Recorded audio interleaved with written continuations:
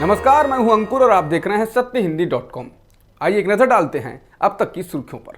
हरियाणा के स्वास्थ्य मंत्री अनिल विज के मुताबिक भारत में तैयार होने वाली कोरोना वैक्सीन का ह्यूमन ट्रायल पीजीआई रोहतक में शुरू हो चुका है। भारतीय बायोटेक कंपनी की ओर से तैयार किए गए कोवैक्सीन का सफल प्रयोग चूहों और खरगोशों पर किया जा चुका है। इसके बाद इसका इंसानों पर प्रयोग शुरू किया गया है। अनिल विज के मुताबिक ये वैक्सीन जिन लोगों को दी गई है उनमें अब तक कोई कुप्रभाव नहीं देखा गया है।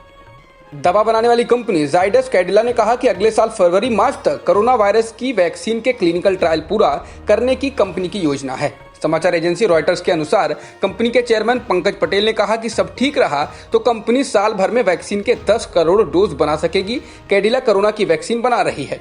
कंपनी का कहना है कि उसे उम्मीद है कि वो अगले 3 महीनों में पहले और द्वितीय चरण के ह्यूमन ट्रायल पूरा कर लेगी। बीते महीने भारत में कोरोना वायरस की वैक्सीन बनाने के लिए कैडिला ने अमेरिकी कंपनी गिलियड के साथ करार किया था। भारत में कोरोना के मामले 10 लाख के आंकड़े को पार कर चुके हैं। भारत में 5 लाख से 10 लाख होने में मात्र 20 दिन का समय लगा है। अब भारत से ज्यादा संक्रमण के मामले अमेरिका और ब्राजील में ही हैं। हालांकि जब अमेरिका में 10 लाख मामले हुए थे तब वहां मरने वालों का आंकड़ा 57,000 से अधिक था और ब्राजील में भी 10 लाख मामले होने पर 50,000 के करीब लोगों की जान जा चुकी थी। लेकिन इस लिहाज से भारत में कम मौतें हुई हैं। भारत में 25,000 से अधिक लोगों की जान जा चुकी है। कांग्रेस के पूर्व अध्यक्ष राहुल गांधी ने कहा कि भारत में संक्रमण का आंकड़ा 10 लाख के पार पहुंच गया है। उन्होंने कहा कि अगर इसी तेजी से वायरस फैलता रहा तो भारत में 10 अगस्त तक मामले 20 लाख से अधिक हो जाएंगे। उन्होंने कहा कि सरकार को महामारी रोकने के लिए ठोस नियोजित कदम उठाने चाहिए। भारत के लिए सुकून देने वाली खबर यह है कि अब तक कुल मरीजों में से करीब 63% से ज्यादा यानी 6,36,000 से ज्यादा लोग ठीक होकर घर लौट चुके हैं। पिछले 24 घंटों में ही करीब 24,000 मरीज डिस्चार्ज किए गए हैं। देश में एक्टिव केसों की संख्या 3,42,000 से ज्यादा है। कांग्रेस महासचिव प्रियंका गांधी ने यूपी की योगी आदित्यनाथ सरकार पर हमला बोला है। उन्होंने कहा कि ऐसे समय जब कोरोना के केस तेजी से बढ़ रहे हैं तब सरकार को पारदर्शी नीतियां अपनानी चाहिए, न कि झूठे दावे करने चाहिए। प्रियंका ने कहा कि लखनऊ में बैठकर यूपी सरकार बड़े दावे करती है और उनसे 2 किलोमीटर दूर उनके दावों की पोल खुल जाती है।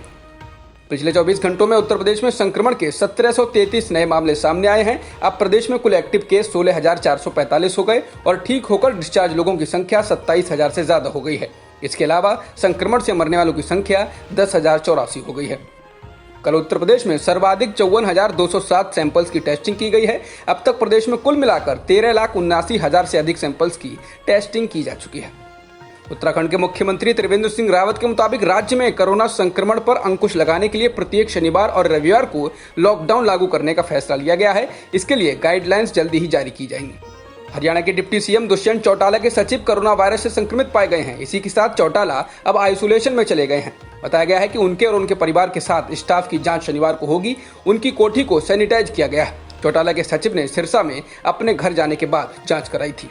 जॉन्स हॉपकिंस यूनिवर्सिटी के मुताबिक दुनिया में संक्रमितों का आंकड़ा 1 करोड़ 38 लाख से अधिक हो गया है और मरने वालों की संख्या 5,89,000 से ज्यादा हो गई है। फिलहाल 82,000 से अधिक लोग ठीक भी हो चुके हैं। अमेरिका में कोरोना संक्रमितों की संख्या तेजी से बढ़ती जा रही है। यहाँ पिछले 24 घंटों में 68,428 नए केस सामने आए हैं। वहीं 974 लोगों की जान भी गई है। अब देश में कोरोना के 35,60,000 से ज्यादा मामले हैं। इसके अलावा 1,38,000 लोग जान भी गंवा चुके हैं। अब तक की खबरों में इतना ही। बाकी खबरों के लिए बने रहिए सत्यहिंदी.com के साथ।